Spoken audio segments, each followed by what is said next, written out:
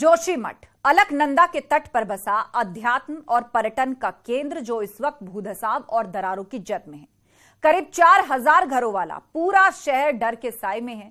जो सुरक्षित माना जा रहा था अब वो भी दरकने लगा है। एशिया का सबसे लंबा रोपवे जो जोशीमठ से औली को जोड़ता है, हजारों पर्यटक इसका आनंद लेने आते हैं, अब बंद हो चुका है। बद्रीनाथ नेशनल हाईवे दरारों से पटा पड़ा है और जोशीमठ अपना अस्तित्व बचाने की जद्दोजहद कर रहा है। देखिए रिपोर्ट।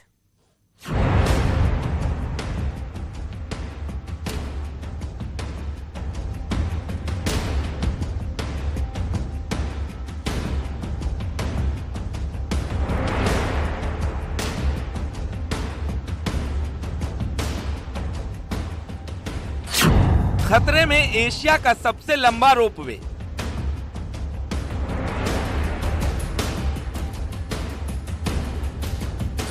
जोशीमठ औली रोपवे की बिल्डिंग में दरार।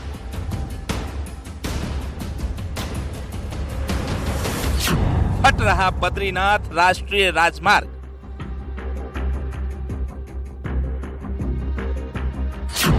चार धाम यात्रा के रास्ते में बड़ी दरारें। जोशीमठ का संकट लगातार बढ़ता जा रहा है। भूधसाव और दरारों की जद में पूरा शहर सुनसान हो चला है।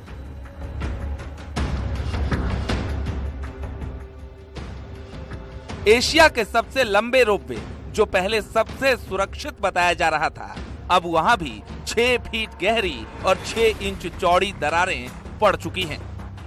यहाँ पे जो अधिकारी हैं वो लगातार मॉनिटरिंग कर रहे थे, क्योंकि रोपवे की प्रत्येक दिन की रिपोर्ट शासन स्तर पर भी पहुंच रही थी, पर्यटन विभाग भी ले रहा था, क्योंकि रोपवे जो जोशीमठ की है वो एशिया की सबसे लंबी रोपवे है। और अब इस इलाके में दरार पड़ना कहीं ना कहीं एशिया की सबसे लंबी रोपवे अब खतरे की जद में है। हालांकि इसके रोकथाम के लिए जरूर कुछ प्लान तैयार किया जा सकता है भविष्य के लिए, लेकिन अगर वर्तमान में देखेंगे तो रोपवे अब सुरक्षित नहीं है। आप देखिए कि पूरी बिल्डिंग जो आपको सामने दिखाई दे रही है, ये रोपवे की पूरी बिल्डिंग है। यहीं से जोशीमठ का ये निचला इलाका अभी है और यहीं से औली की तरफ रोपवे जाती है। और लगभग 10 टावर इसके हैं, 2 स्टेशन है और 2 केबिन इसमें चलती है। और लगभग 22 से 23 लोग एक बार औली और औली से वापस जोशीमठ आते हैं। और पर्यटन के लिहाज से अगर हम इस पूरे इलाके की बात करें तो जोशीमठ की नींव ही इस रोपवे से है, क्योंकि जब इस रोपवे का निर्माण हुआ तब जोशीमठ इलाके में पर्यटन भी बढ़ा है।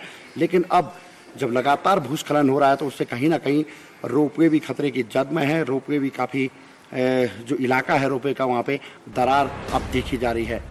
इस रोपवे से जोशीमठ से औली की तरफ हजारों सैलानी आते जाते हैं। जोशीमठ से औली तक इस रोपवे की दूरी करीब 4 किलोमीटर है, जिसमें 10 टावर लगे हैं। रोपवे से जोशीमठ से औली पहुंचने में 15 मिनट का समय लगता है।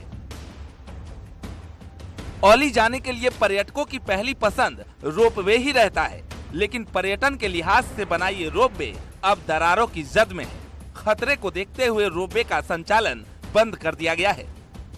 अभी तक तो ये काफी सुरक्षित था, लेकिन कल शाम से हमने ऑब्जर्व किया, क्योंकि हम लगातार इसका मॉनिटरिंग कर रहे हैं। कल शाम को जब देखा तो ये काफी लंबी दरार है और काफी गहरी है, 6 फुट के करीब गहरी है और लगभग 6 इंच के करीब चौड़ी भी हो चुकी है। जोशीमठ में घर और मकान ही दरार की जद में नहीं है, बल्कि सड़कों को भी भारी नुकसान पहुंचा है। ये तस्वीरें बद्रीनाथ राष्ट्रीय राजमार्ग की है। मारवाड़ी क्षेत्र के इस हिस्से में 2 किलोमीटर में 4 जगहों पर दरारें आ चुकी हैं। हालांकि दरारों को भरा जा रहा है, लेकिन चिंता इस बात की है जब 4 धाम यात्रा शुरू होगी और इस सड़क पर ट्रैफिक का दबाव बढ़ेगा तो क्या ये पैचवर्क काम कर पाएगा। चिंताजनक बात यह है कि यहाँ से कुछ समय बाद जब 4 धाम यात्रा भी शुरू होगी तो इसी सड़क पर ट्रैफिक का भारी दबाव होगा। ऐसे में प्रशासन के लिए एक बड़ा चैलेंज है कि किस तरह से इन दरारों को रोका जा सके। आप देख सकते हैं कि यहाँ पर जो पीडब्ल्यूडी की लेबर है वो काम कर रही है। सतही तौर पर जो दरारें हैं उनको यहाँ पर पाटने का काम किया जा रहा है और फौरी तौर पर यही एकमात्र उपचार हो सकता है। लेकिन जिस तरह से धसाव हो रहा है, पूरी जमीन धस रही है, तो ये उपचार कितने दिन तक इस हाईवे को सुरक्षित रख पाएगा ये कहना बहुत मुश्किल है। बद्रीनाथ राष्ट्रीय राजमार्ग 4 धाम यात्रा का मुख्य मार्ग। यहीं से लोग हेमकुंड साहिब, बद्रीनाथ धाम और फूलों की घाटी की सैर के लिए भी जाते हैं। लेकिन इस राजमार्ग पर आई दरारें इसलिए चिंता और बढ़ा रही है, क्योंकि अगर बारिश हुई और इन दरारों से पानी का रिसाव शुरू हुआ तो स्थिति कितनी भयावह हो सकती है इसका सिर्फ अंदाजा ही लगाया जा सकता है। दरारें कब से देखने को मिल रही हैं लगभग? ये हम तो बद्रीनाथ में था ना, बद्रीनाथ से आया था। अच्छा। तो इधर से बाद में देखा ना, देखता दरार पड़ रहा था। साहब लोग लगाया, बोलता है नहीं आप लोग नीचे आ जाओ। हाँ। तो आप लोग दरार जो पड़ रहा है गाड़ी का शिफ्ट के लिए वो भराई करें। लगभग कितनी जगहों पे इस हाईवे पे ये दरारें होंगी? 5 जगह में है। अच्छा। अभी आप लोग ये क्या कर रहे हैं, इससे क्या होगा? ये शिफ्ट के लिए गाड़ी के लिए कहीं जंप है ना। हाँ। तो जंप कहीं गाड़ी से जंप से गिरना नहीं चाहिए। आप देखिए कि डिजास्टर इतना बड़ा है कि जो आसपास जो लेबर काम करती थी उनको भी इधर जोशीमठ में बुला लिया गया है। कोशिश ये है कि जो दरारें हैं इनको फौरी तौर पर पाट लिया जाए, क्योंकि कुछ दिन बाद जब यहाँ पर बारिश होगी इन दरारों से पानी रिसेगा और जो भूधसाव का सिलसिला है वो और तेजी के साथ बढ़ सकता है। अलकनंदा के हार्ड रॉक के बीच मोरंग पर बसा जोशीमठ इस वक्त दर्द में है, पीड़ा से कराह रहा है। घरों में दरारें पहाड़ का सीना चीर रहा है और लोग अपने सपने को सिर पर लादकर अपने घरों को छोड़कर जा रहे हैं।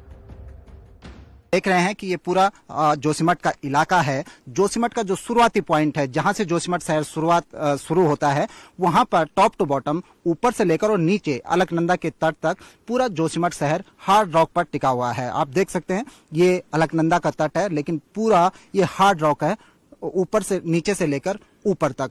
इसके बाद मैं आपको कैमरे की नजर से दिखाने की कोशिश करूंगा कि जो जोशीमठ शहर पूरा बसा हुआ है, आप कैमरे की नजर से देखेंगे तो ये घाटी की शेप लिए हुए आपको दिखेगा। ये पूरा शहर मोरेन पर बसा हुआ है, जो मिट्टी और पत्थर का ढेर है। धीरे धीरे जब ये जमा, इस पर शहर की बसासट शुरू हुई और आज एक भरा पूरा शहर यहाँ पर बन गया। साइंटिस्ट कहते हैं कि शुरुआती हिस्सा जहाँ का हार्ड रॉक का है, उसके बाद मोरेन पर बसा हुआ शहर है, और जब जोशीमठ शहर समाप्त होता है उसके बाद फिर से हार्ड रॉक लग जाती है। मोरेन पर बसे होने के कारण और अत्यधिक दबाव होने का नतीजा ही है कि ये शहर धीरे धीरे स्लिप कर रहा है, धीरे धीरे धस रहा है। इसमें दरारें देखने को मिल रही हैं। कैमरा पर्सन राकेश रावत के साथ सुनील नौप्रवात, न्यूज 18 जोशीमठ।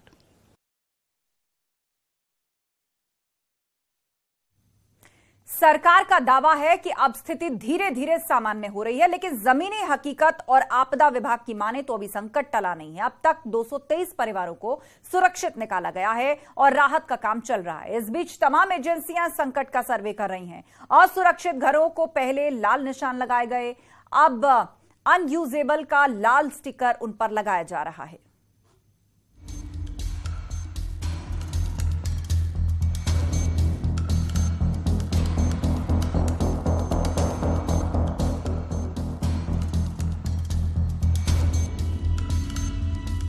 जोशीमठ पर दरार और भूधसाव का संकट बरकरार है। दरार वाले घरों पर पहले क्रॉस निशान लगाया गया था, अब लाल रंग का अनयूजेबल का स्टिकर लगा दिया गया है। यानी जिस घर पर ये स्टिकर लगा है वो रहने लायक नहीं है। सरकार की ओर से पीडब्ल्यूडी इंजीनियर की 40 सदस्यीय टीम सर्वे कर इस स्टिकर को लगा रही है। जो हमारा फॉर्म है वो सेल्फ एक्सप्लेनेटरी है। जैसे आपने पूरे फॉर्म के सब कॉलम भर दिए तो अंत में हमें पता चल जाता है कि वो यूजेबल है, या तो उसमें फर्दर कुछ इन्वेस्टिगेशन करके उसमें फिर डिसीजन कुछ क्वांटिफिकेशन करके डिसाइड करेंगे कि उसको वो फिर से अनयूजेबल है, उसको ठीक कर उसमें रह सकते हैं। तो जब जो भी हमारा सर्वेयर उसको सर्वे करता है तो उसे पता चल जाता है, तो उस जो भी उसमें नोटिफिकेशन करते हैं उस हिसाब से, और उसके हिसाब से वो अगर जिसमें कुछ डेंजर वगैरह मतलब खतरनाक या खतरा है उसमें हम अनयूजेबल जैसा स्टिकर से वो लगा देते हैं। दरार और भूधसाव की जद में जोशीमठ शहर की 9 वार्ड और करीब 4000 बिल्डिंग है। दरारें क्यों आ रही, इसका समाधान क्या है, इसे ढूंढने के लिए तमाम एजेंसियां जुटी हुई हैं। इंजीनियर की टीम जहां सर्वे कर रही है, वहीं पर्यावरणविद क्लाइमेट साइंटिस्ट की टीम भी प्रभावित इलाकों का दौरा कर इसके कारण को तलाशने में जुटी है। स्थिति मुझे ये लगता है कि जहां जहां पर क्रैक आए हैं वहां पर स्थिति जो घर हैं उनकी स्थिति ठीक नहीं है, और जिसको कि ऑलरेडी जो है रिहेबिलिटेट उन लोगों को कर दिया गया है सरकार की ओर से भी।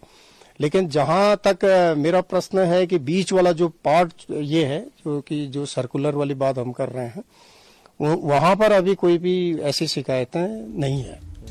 हालांकि सरकार का दावा है कि अब स्थिति सामान्य हो रही है, लेकिन सबसे बड़ा संकट लोगों के लिए विस्थापन और पुनर्वास की है। सरकार का दावा है कि पुनर्वास की व्यवस्था सरकार कर रही है और विस्थापन के लिए सर्वे रिपोर्ट का इंतजार हो रहा है। देखिए, विस्थापन तो तभी होगा जब सर्वे रिपोर्ट आएगी और अभी 6-7 एजेंसियां यहाँ पे सर्वे कर रहे हैं और मुझे लगता है कि हफ्ता 10 दिन में पूरा सर्वे का काम हो जाएगा, क्योंकि कल कैबिनेट ने निर्णय किया है कि जोशीमठ के लिए दीर्घकालिक योजना बनानी है। तो अगर कोई मकान बिल्कुल ही अगर ऐसा लगेगा कि इसको हटाने से ही काम चलेगा, तो मुझे लगता है कि सर्वे के बाद ही तय होगा। जोशीमठ संकट पर उत्तराखंड आपदा विभाग की माने तो अब तक 223 परिवारों को सुरक्षित बाहर निकाला गया है। जोशीमठ, पीपलकोटी समेत कई जगहों पर मॉडल राहत शिविर बनाए गए हैं, लेकिन संकट अभी टला नहीं है, क्योंकि पानी का रिसाव बढ़ गया है। हालांकि इसका कारण बारिश को माना जा रहा है, लेकिन संकट बढ़ सकता है, इसकी शंका से गुरेज नहीं किया जा सकता। जो वाटर का डिस्चार्ज था वो कल 190 था, आज उसमें थोड़ी बढ़ोतरी हुई है, 240 LPM हो गया है।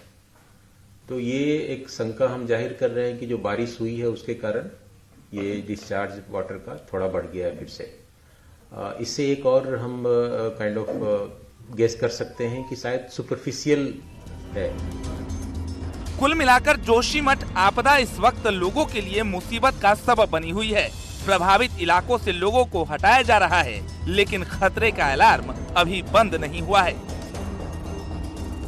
Bureau report, news 18।